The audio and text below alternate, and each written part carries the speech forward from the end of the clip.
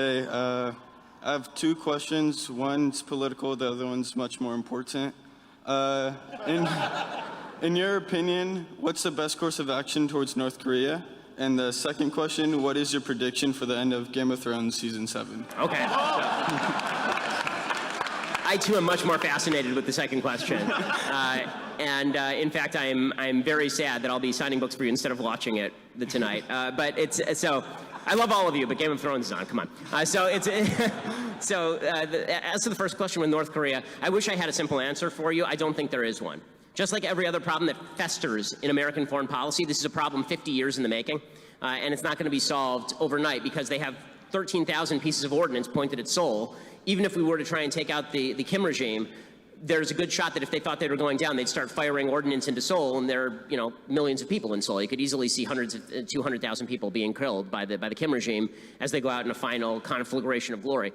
So the options become very limited. I think that what President Trump was actually threatening today is the right course of action. You actually do have to put some significant, heavy economic pressure on China if you want them to oust the Kim regime. By the way, I think that is the best case for sanctions on China. I don't think that trade is a good reason for sanctions on China. I think that this is a good reason. The human rights reason is a much better reason for sanctions.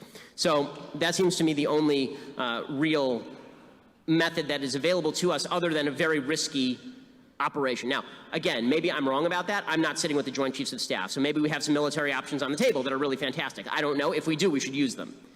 If we don't, then all that's available to us is the economic leverage that we have at our disposal.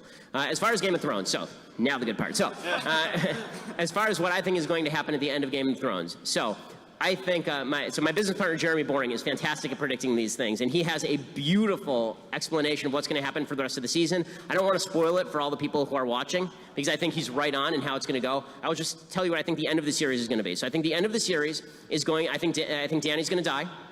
I don't think she's going to survive. I think Jon will survive, but I don't think he's going to be king. I think what's going to end up happening is he's going to devolve power to a council led by Tyrion. I think that's where this is going, which is going to be really disappointing because they've been fighting over the Iron Throne for 8 seasons, and we've all gotten into our monarchist, feel, and then they go to democracy. It's going to be like, God, have you seen democracy lately? So, but that's where I think that it's going to go. All right, thank you.